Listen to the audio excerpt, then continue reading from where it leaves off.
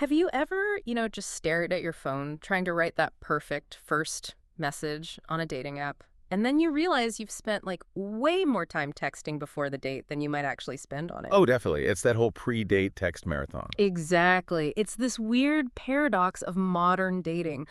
So much swiping, so much texting, and you're kind of drained before you even meet. Well, today we're doing a deep dive into an app that says it cuts through all that. It's called Breeze. Ah, yes, Breeze. Their whole pitch is skipping the chat, right? Right. They claim they just set you up on real-life dates. No endless back and forth, which honestly sounds amazing. Almost too good to be true. That's what I thought. Yeah. So our mission today is basically to unpack the sources we've found. Is Breeze actually a game changer, or is it just, clever marketing? Okay, let's dig in. Yeah, let's do it. Because what's fascinating here, I think, is this real tension. You've got the Yep. concept, which sounds great, and then the actual user experience. Mm-hmm. We need to look at the stuff that makes it seem credible, the foundational things, Mm-hmm. but then also pivot to the feedback from users, which paints a very different picture sometimes, a concerning one. Right, got to hold both those things in your head. Exactly. It's crucial, especially with something like dating where people are, pretty invested. Totally. So let's start with the positives. The initial green lights for Breeze, the stuff that looks good on paper. Our sources mention it's on both the Google Play Store and the Apple App Store. Now, that sounds basic, but does it actually mean much? Oh, it definitely means something. It's more than just like being easy to find. Getting listed there, it means Breeze had to go through a process, a vetting process. Okay, vetting, like security checks. Yes, security protocols, privacy requirements, certain operational standards. Apple and Google, they have rules, strict ones.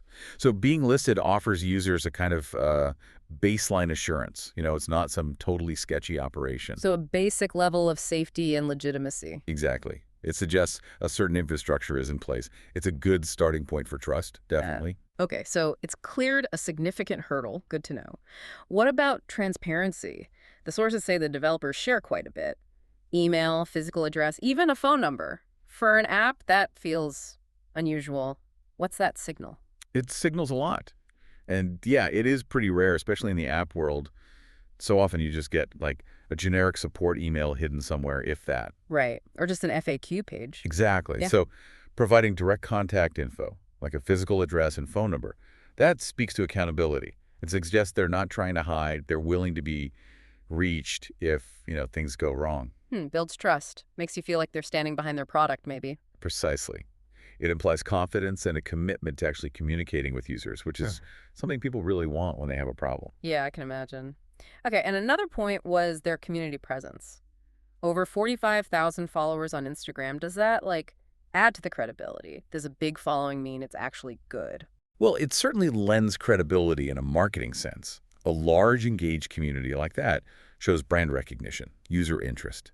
It means they're visible, they've cultivated a presence. Okay. But this is key. A big Instagram following doesn't automatically equal a great product or happy users. Ah, right. It tells us they're good at getting attention, building hype maybe, Yeah. but not necessarily if the app itself delivers. It's a green light for visibility, maybe, but you still need to check the engine. Visibility versus quality. That's a really important distinction. Okay, so if we just look at these points app stores, transparency, social media Breeze seems pretty solid, right? Legit. On paper, yes, Yeah. it ticks those initial boxes quite well. But here's where it gets really interesting, because now we need to talk about the user reviews. And this is where things get complicated.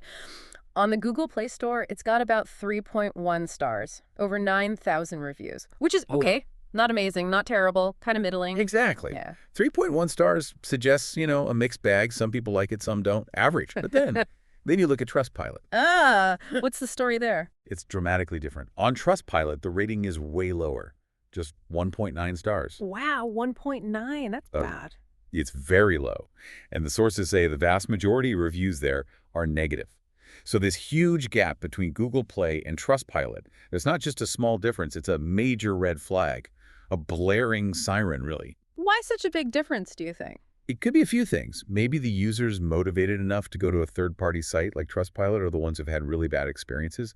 Or maybe it reflects different user segments. But whatever the reason, that stark contrast tells us we absolutely need to dig deeper into why people are unhappy. Okay, so let's peel back those layers. What are the specific complaints? The sources mentioned some serious stuff on Trustpilot, things like issues with cancellation policies and even questions about the ethics behind how the app operates. Oof, ethics. That sounds really bad for a dating app. It's incredibly damaging. When you're dealing with people's personal lives, and often their money through subscriptions, trust is everything. Complaints about cancellation policies suggest people feel maybe trapped or unfairly charged. That erodes confidence fast. Yeah, nobody wants to feel tricked. And when you bring ethics into question, that suggests a potential disregard for fair practices, maybe prioritizing profit over the user's well-being. For any app, but especially dating app, that kind of feedback can be fatal to its reputation. It signals a fundamental breakdown of trust. Okay, so really serious core issues. And it didn't stop there, right? There were more practical problems. Sources mentioned customer support was really hard to reach, and inaccurate location settings, leading to dates being set up in the wrong or inconvenient places. I mean, can you imagine showing up for a date at the wrong spot? How frustrating. It's not just frustrating, it completely undermines the entire point of the app. Breeze's whole promise is to make real-life dating easier, streamlined. If the location is wrong or if you can't get help when something goes wrong, that's a massive operational failure. Accurate logistics and reachable support aren't nice-to-haves for this kind of app. They're absolutely essential, mission critical. Yeah, if you can't rely on it to get the place right, what's the point? Exactly. It makes the process more stressful, not less. It sabotages the core value proposition. And then there's the kind of central irony here, the whole limited predate chatting thing. The goal is efficiency, skip the texting. But some users actually found it made the dates awkward. They felt they didn't feel invested enough beforehand. It's like trying to skip a step made the actual meeting worse. What's going on there?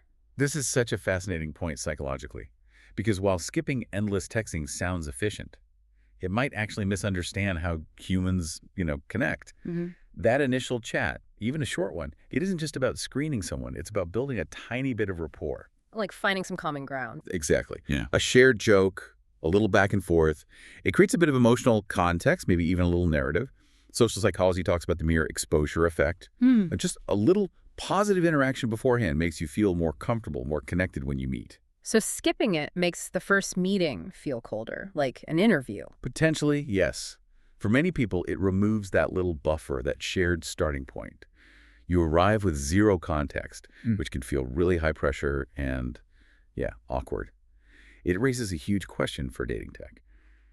How do you balance efficiency with that very human need for a little bit of pre-connection to feel comfortable?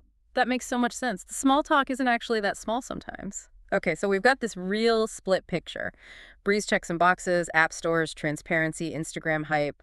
Looks legit in some ways. Right. The foundational stuff looks okay. But then, bam. Major red flags pop up from actual users. Poor Trustpilot rating, complaints about ethics, support, locations, even the core concept making dates awkward. It's a classic case of promise versus reality, isn't it? The concept sounds appealing, the initial presentation seems professional, but the lived experience for a significant number of users seems to fall far short. So what's the bottom line then, after weighing all this? The bottom line seems to be complexity. It's not a simple, yes, it's great, or no, it's a scam. It does have those markers of legitimacy we talked about, but they're seriously overshadowed by the volume and severity of the negative feedback, especially regarding core functionality and ethical concerns. It highlights how easy it can be for an app to look good on the surface where users are actually having a really tough time. You have to dig past the marketing. So it might work for some people, maybe, but it's definitely not a sure bet. That seems fair to say. It doesn't appear to deliver consistently on its promise for everyone, which leads directly to the main recommendation from the sources we looked at. Proceed with caution. Significant caution. Right. Know what you might be getting into. Exactly. Be aware of the potential pitfalls reported by other users. So what does this all mean for you, listening to this? As you're trying to figure out the dating app world, we've seen how an app like Breeze can look credible, tick the right boxes, build a following, but at the same time, be really problematic for many users in fundamental ways. Recognizing that gap, that potential disconnect between the shiny surface and the user reality, that's just crucial. It really is. And it brings up a bigger question for all of us, I think. How do we as users weigh those different signals? How much importance do we give to, say, being on the App Store versus a flood of negative Trustpilot reviews, especially when they point in opposite directions? That's tricky. And maybe another question. In our desire for efficiency, trying to skip the small talk, are we sometimes accidentally sacrificing the very things that help build actual comfort and connection needed for a good first date? Are we optimizing for speed at the expense of, well, human interaction? Wow. Efficiency versus connection. That's definitely something to think about long after the steep dive ends. Really makes you reconsider what we expect from these tools. Well, thank you for joining us as we unpacked Breeze. Keep thinking critically about the apps and services you use in your life. We'll catch you next time.